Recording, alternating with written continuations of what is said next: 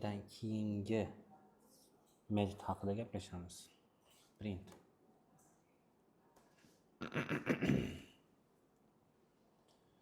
Deylik mana list nuqta any birortasini ichidan birortasi bir mos keladimi deb tekshirar edi. Agar birorta qiymat mos kelsa, true qaytaradi. Ya'ni mana shu ichidagi birortasi bormi? 55 dan kattasi yoki 55 dan kichkinasi ekan, 55 dan kichkinasi deyilganda true qaytarishi kerak edi. Xo'p, bizda as map degani bor. Bu map qilib beradi. Map nima degani? Map bu yangi darslarimizda o'rganamiz. Map bu o'ziga bir juft key va value oladigan ma'lumot turi hisoblanadi. Xudo xolasa keyingi darslarimizda gaplashamiz. Ya'ni listdagi barcha elementlarni map ga o'tkazadi deb aytsak bo'laveradi bemalol.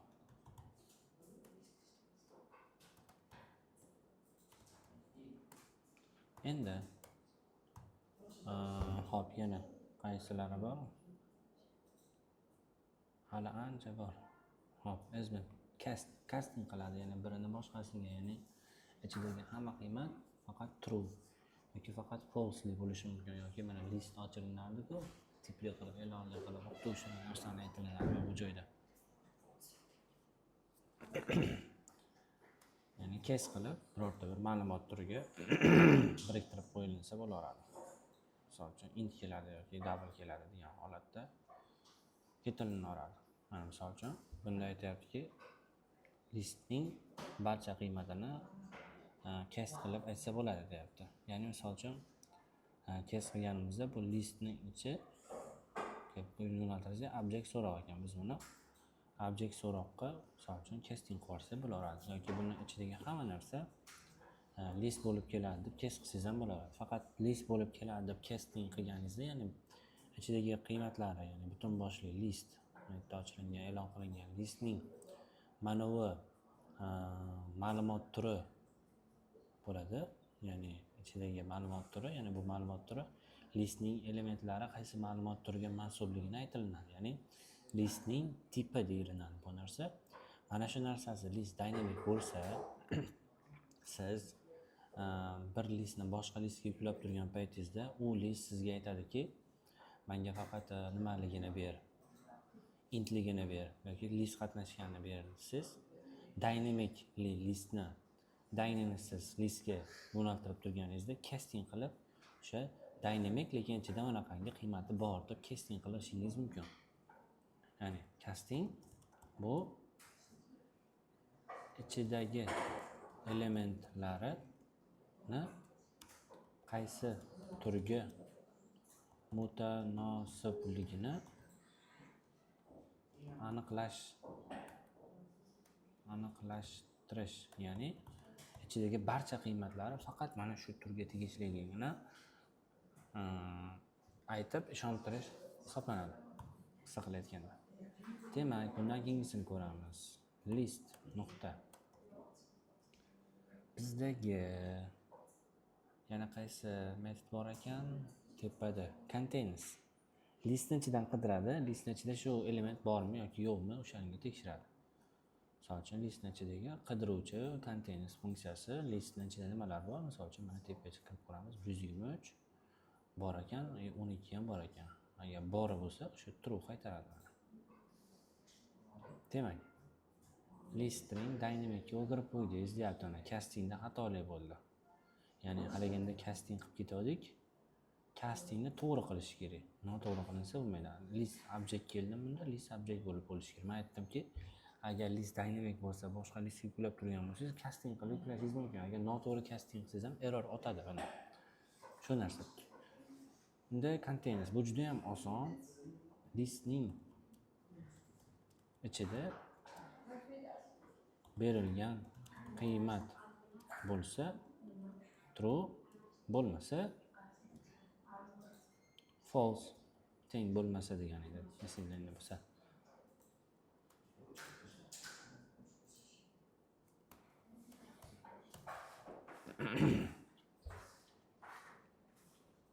Endingi masalamiz element at or null.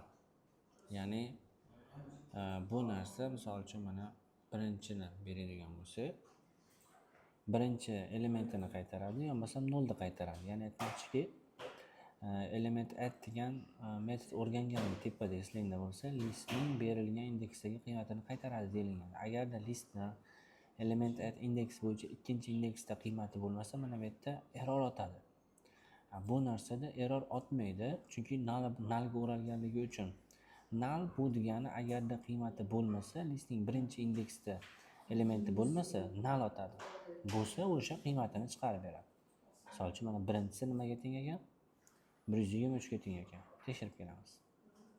Nollinchisi salomga, birinchisi 123. Indeks bo'ylab qidirib axtaradi. Xo'p, demak. Berilgan indeksdagi qiymatni qaytaradi.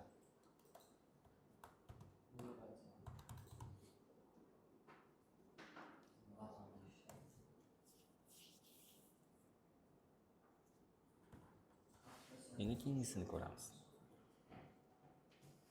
Bizda every degani bor, barchasini tekshirib chiqadi. Misol uchun listning ichidagi mana misol aytsangiz bo'ladi bu yerda. Every bilan any da farqi bor. Any ichidagi biror bir qiymati mos kelsagina true qaytaradi. Every barchasi mos kelishligini tekshiradi. Ya'ni hozir men sizga ko'rsataman. Misol mana 1 2 3 4 5. Test oladi o'ziga. Qaytaradi. Arrow rotation qilib. Funksiya mavzusida o'tiringan arrow rotationlar. Xo'p. Agar barcha qiymat birdan kattami deymiz.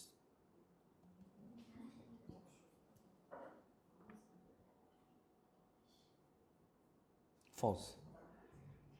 Nimaga false keldi? Isbotlab beraman. Xo'p, birinchi bo'lib tekshiradi. 1 ni mana uni ichidagi 1 ga qaraydi. 1 birdan kattami?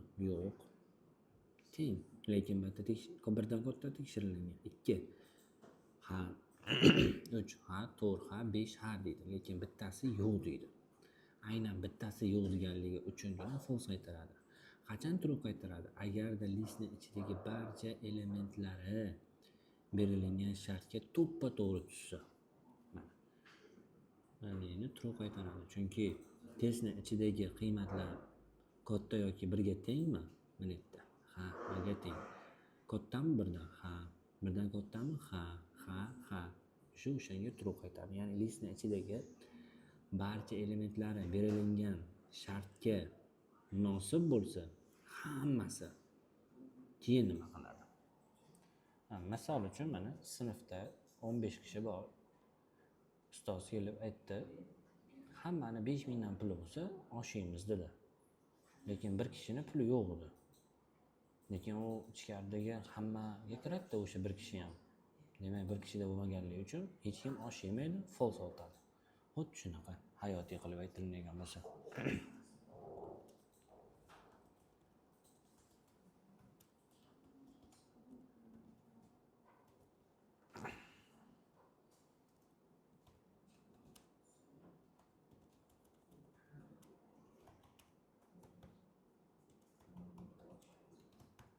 Mana. Hop, list nuqta. Endi bizdagi every dan keyin expand. Bu barchasini ochib beradi. Misol uchun men ishda maqsad ham bular ochib turib. Birinchi bo'lib mana o'zida iterable funksiya olar ekan. Misol uchun mana expand buni qilib ishlatsa olar ekan. Buni expand qilsangiz countga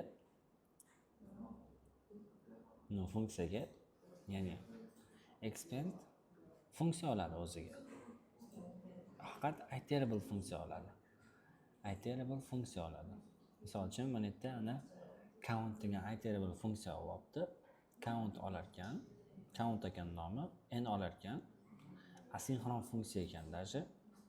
Bu misol uchun 1 ga teng bo'lsa va birdan n'dan kichkina bo'lsa, har bittasini nima ekranga chop etsin deyapti. O'sha birdan boshlab n'gacha bo'lgan sonlarni nimaga chop etsam, 0 bundan mustasno, ya'ni 0 yo'q deyapti. Mana bu yerda 1 3 0 2 berganligi uchun 1 1 2 3 1 2 keldi. Chunki bu yerda 0 yo'q. Chunki 0 dan katta bo'lsin deganida. Va har bir aynalganda 0 ni numbersni expand qilyapti countga. Count endi olyapti, har bittasini ichini yorib chiqarib ko'rsatib beryapti. Ya'ni shunaqa. Endi buni o'rganamiz. Hozircha tashlab ketamiz, chunki asinxron funksiya oladi, o'ziga iterable deyapti, expand oladi deyapti, generic type oladi deyapti.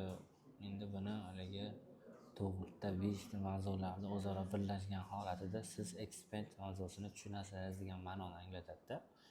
Ya'ni bu narsa qachon o'tilinadi? Generic typelar o'tilingandan keyin sizlarga o'tilinadi. Shuning uchun buni hozircha qoldirib turamiz.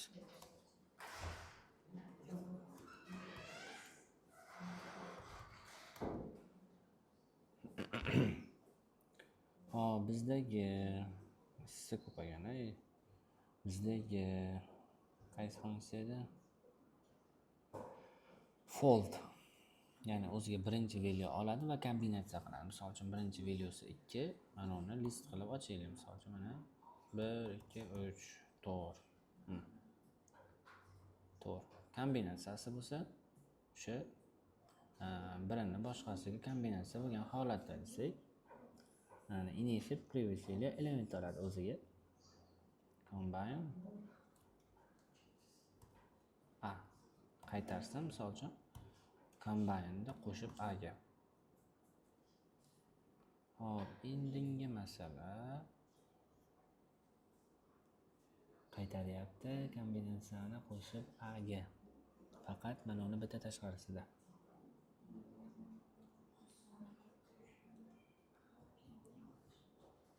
Combine olyapti, qavsi to'g'ri bo'lyapti, bu qaytaryapti. Combine'ni qo'shib a'ga. Endingi masala ko'rib chiqamiz hozir. If nullga tekshirib qo'y deyapti. Null kelmaydi deb aytib qo'yishing kerak deyapti, chunki a'da anaqa bor deyapti. A degan o'zgaruvchim bor tepada deyapti. Combine qilaylik. Mana.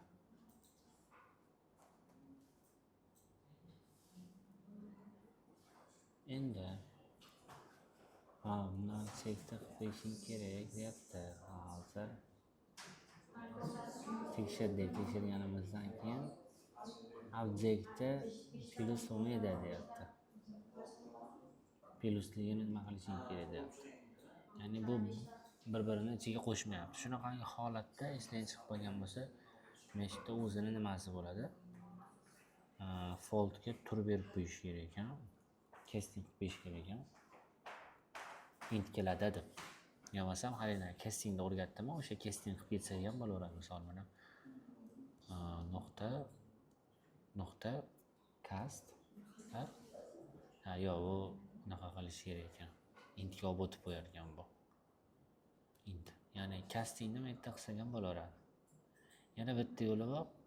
Fold nuqta cast castingni ham anonisini intiga yuborsalar bo'ladi. Shu holatda ham bo'laveradi.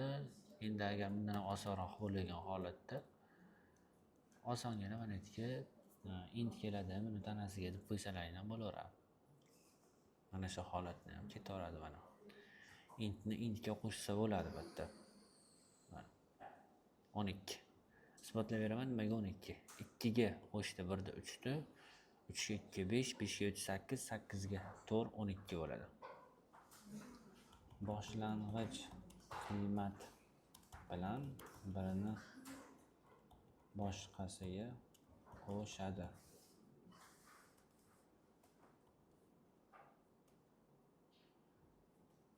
Shunaqa. Folddan keyingisi kerak bizga. Followed by. Shunga ergashganlarini chiqarib beradi. Ya'ni followed by turib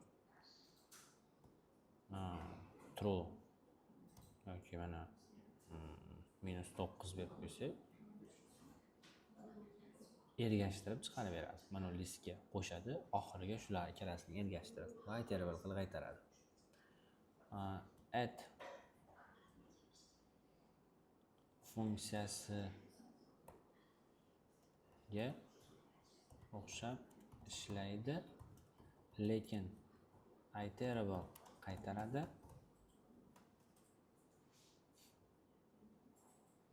Listning oxiriga element qo'shadi. Repeslar. Iterable bu nima? Mana bu narsa iterable. Mana bunaqa qilib qavs qilib qaytardi. Listniki to'ldirchak bo'ladi mana. Mapniki bunaqangi gulli qavs bo'ladi. Mapniki setniki shuna gulli qavs bo'ladi, просто farqi bor. Iterable nima? Iterable list map setni ota turi hisoblanadi. Hop, print list nuqta.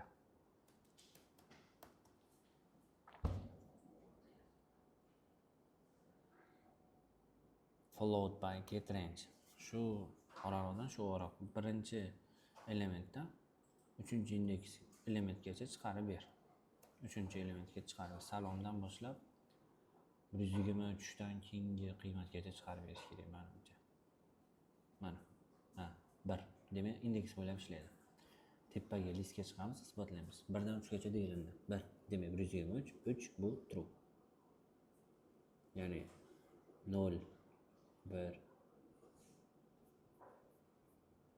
bu 3 esa 0 1 2 3. Demak, indeks oladi o'ziga. Sal neto'g'ri ishlayotganda o'ziga indeks oladi va uchinchisini chiqaradi. Misol, birinchi indeksdan birinchi indeks 0 1 1 dan uchinchisigacha 1 2 3 gacha shunaqa ishlargan. Va iterable qilib qaytarar ekan. Oraliqdagi elementlarni qaytaradi desak bo'laveradi. List nuqta. Index of bir narsaning indeksini qaytaradi. Misol uchun salomning indeksi listda 0 ni qaytarish kerak. Index of bor. Birinchi uchragan qiymatni indeksini qaytaradi. Keyin yana bittasi bor, shuning teskarisi last index of degani bor. Last index of degani bor. Misol uchun oxirgi mana tasavvur qilinglar, birinchi salom boshida bo'lsa, va o'rtaroqda yana bitta salom bo'lsin. Birinchi uchragan salomda index of indeksini qaytaradi. Ikkinchi oxirgi uchragan salomda last index of qaytaradi. Shu qiymatni oxiridan qidiradi, oxirgi uchragan birinchisini indeksini qaytaradi. Shunda last index of salom deganda index of to'xtanglar. Tepada salomda qatga qo'ydik. Netga qo'yibmiz, hop. Oxiriga qo'yaylik. Salom.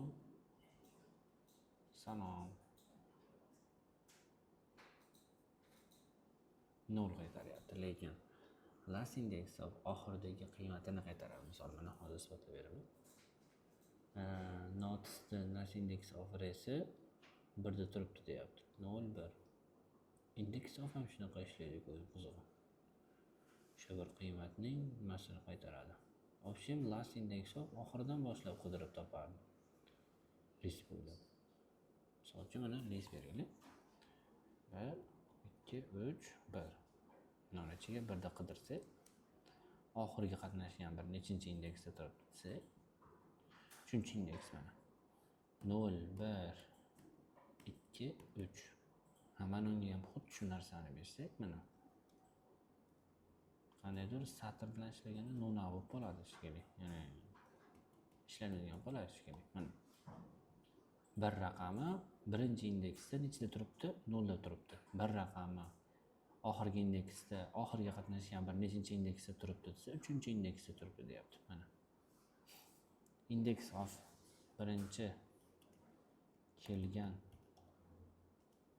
birinchi mos kelgan qiymatni indeksini qaytaradi. Bu endi shuni teskarisi bo'ladi. Oxiriga deb qo'ysak bo'ldi.